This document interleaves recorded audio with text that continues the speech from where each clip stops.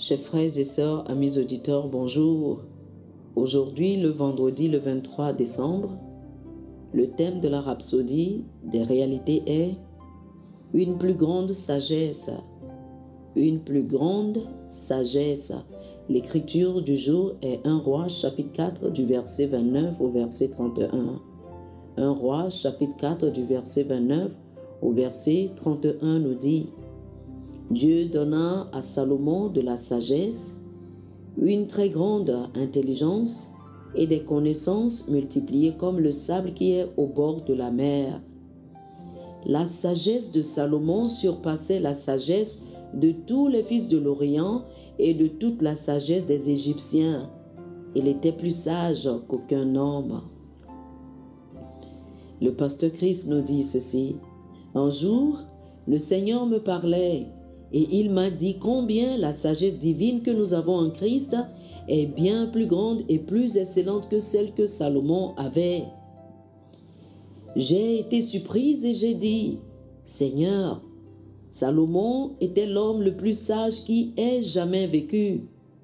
Alors, le Seigneur a répondu: oui, cependant, ta sagesse est ma sagesse, car Christ a été fait sagesse pour nous.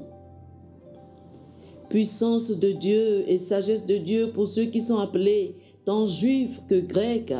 Or, c'est par lui que vous êtes en Jésus-Christ, lequel de par Dieu a été fait pour nous sagesse, justice et sanctification et rédemption. 1 Corinthiens chapitre 1, verset 24 et verset 30. Il m'a alors ordonné d'aller dans les Écritures pour voir les choses dont Salomon a parlé. 1 Roi chapitre 4, verset 32 et 33 nous dit: il a prononcé 3000 sentences et composé 1005 cantiques. Il a parlé sur les arbres, depuis le cèdre du Liban jusqu'à l'hysope qui sort de la muraille. Il a aussi parlé sur les animaux, sur les oiseaux, sur les reptiles et sur les poissons. Salomon parlait d'arbres, de plantes, de bêtes, etc. Et il était plus sage que tous les hommes. Le Seigneur m'a montré qu'en Christ, nous discourons de choses supérieures à ce que Salomon savait. Nous articulons des mystères qui épatent les hommes. 1 Corinthiens chapitre 2, le verset 7 dit: nous prêchons la sagesse de Dieu, mystérieuse et cachée, que Dieu, avant les siècles, avait destinée pour notre gloire. Nous parlons des choses supérieures du royaume de l'Esprit et du royaume de Dieu. L'une des façons dont nous apportons la sagesse cachée dans ce monde est par l'Esprit lorsque nous parlons en langue.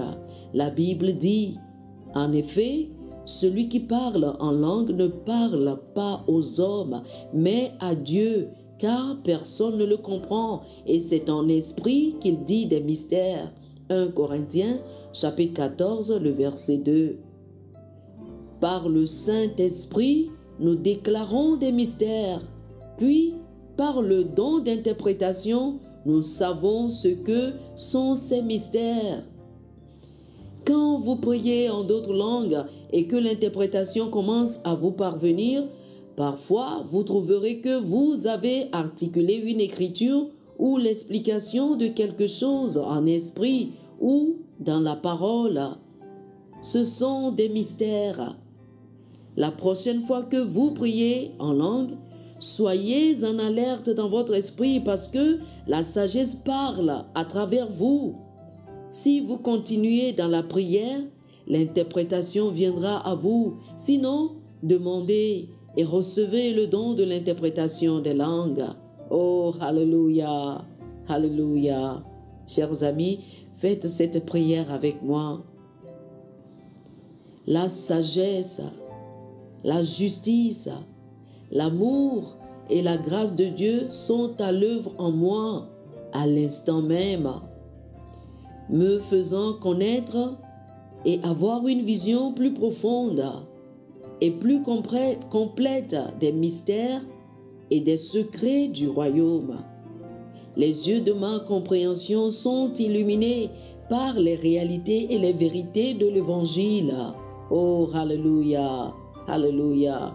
Pour une étude approfondie, je vous invite à lire Éphésiens chapitre 1, versets 8 et 9, 1 Corinthiens chapitre 1, le verset 30, et 1 Corinthiens chapitre 2, du verset 6 au verset 13. Éphésiens chapitre 1, versets 8 et 9, 1 Corinthiens chapitre 1, le verset 30, et 1 Corinthiens chapitre 2, du verset 6 au verset 13. Que le Seigneur vous bénisse. Amen.